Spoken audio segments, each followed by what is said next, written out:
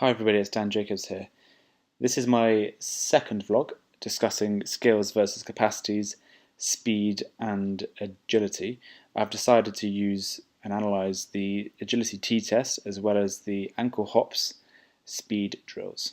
So to begin with, we are going to look at the agility t-test. This is a really effective exercise, beginning at the start line, running all the way down to position 1 as fast as we can, and then crab run to position 2, and then from position 2 all the way to position 3 in crab running sideways, and then back to position 1, and then sprinting backwards as fast as you possibly can back to the start line.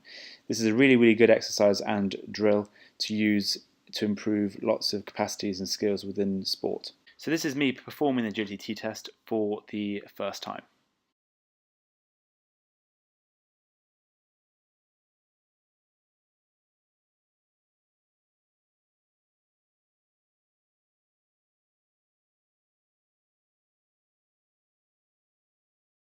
When analysing this agility t-test, one of the main issues at the start is the deceleration phase. As you can see, I was quite high and tall at the time and not appropriately using my centre of gravity to appropriately approach it.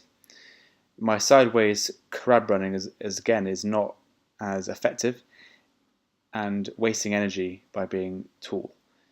Over time and practice, this should improve through repetitive exercising and training.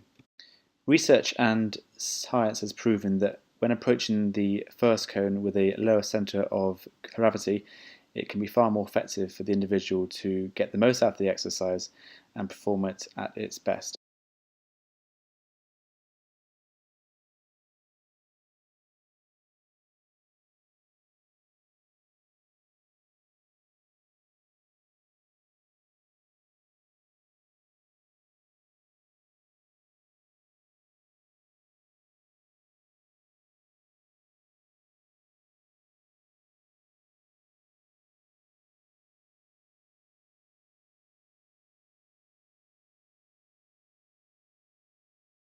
One of the best ways to train and improve upon this is to use lateral step drills. This is all about keeping my centre of gravity as low as possible, using high-paced feet and keeping my head up nice and tall. This exercise relates to the top of the T in the test and is very effective to train the lateral movements as well as possible to create a lower centre of gravity and to improve upon foot position and placement, as well as keeping the chest and head up as tall as possible whilst knees being bent into a nice deep position. In order to perform this t-test well, it's incredibly important to train explosive power and speed coming out from the cones as shown here to get used to the movements to perform the test at its absolute best. I'm also trying to keep my centre of mass as low as possible in order to perform the test and perform this exercise as best as possible to get the best results. In order to improve upon the deceleration phase, I incorporated some deep squats and stopping exercises to build some familiarity with this phase and improve upon it so that my brain can get used to the neuromuscular movement of the muscles and perform the exercise appropriately.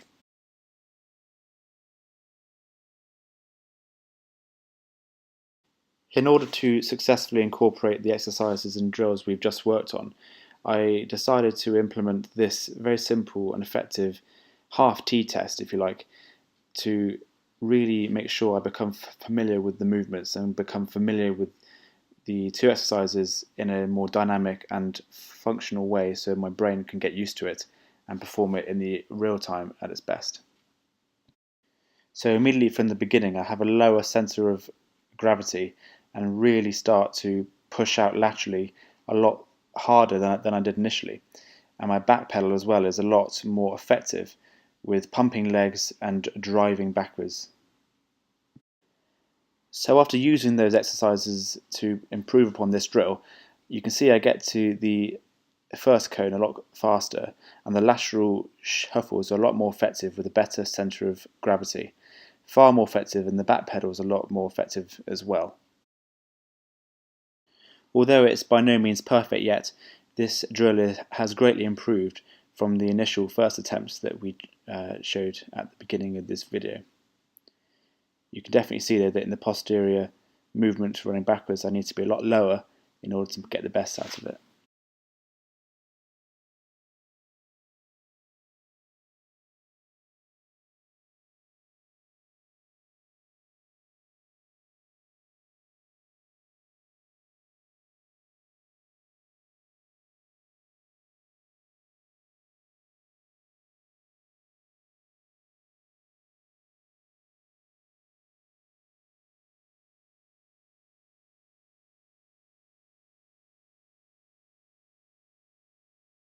So moving on to the next exercise, I'm going to be concentrating on running drills of the ankle.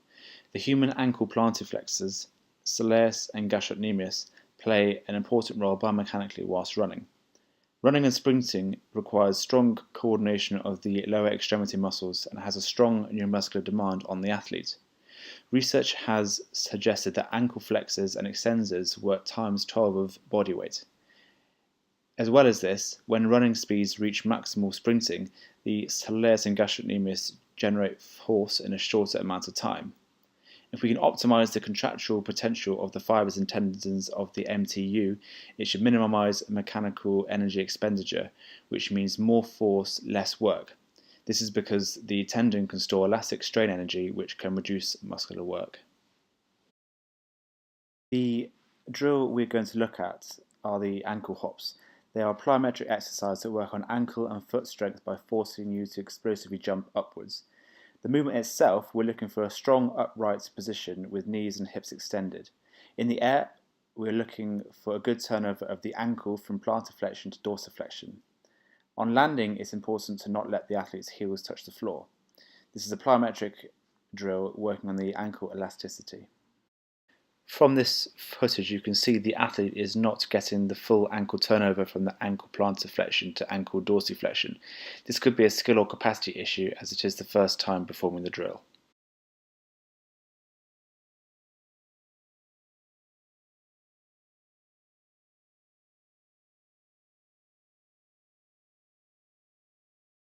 The ankle hops can easily be progressed by moving from a bilateral movement to unilateral movement.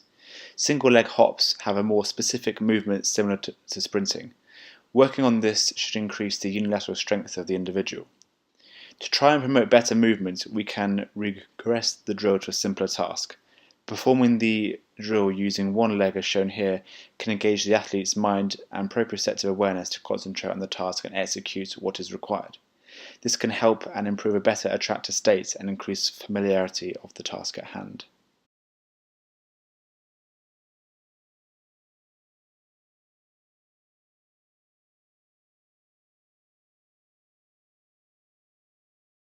Hopping on the spot can increase the awareness and furthermore increase the familiarity of the exercise by increasing pliability within the musculature to allow it to perform and execute the drill properly.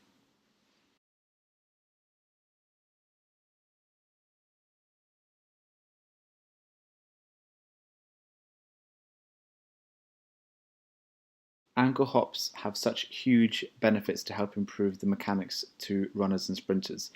By slowly working the ankle, this plyometric drill can help build explosiveness, stability, and reduce the chances of injury to the ankle that may occur in the future. Whilst performing this drill, having worked on the corrective exercises to promote better skill and capacity, I have been able to improve my form compared to the first attempt at the beginning of this segment. I have adopted a better use of my arms in this second attempt and therefore allowing me to perform the exercise far more effectively and far more energy efficient. In conclusion, both the agility t-test and ankle hop speed drills are incredibly effective ways to build on the athlete's skills and capacities within their chosen sport. The agility t-test is widely used and very beneficial for a NFL American football attacking player in order to build agility when progressing down the field, and the ankle hop speed drills, as discussed, are highly specific and appropriate towards sprinters.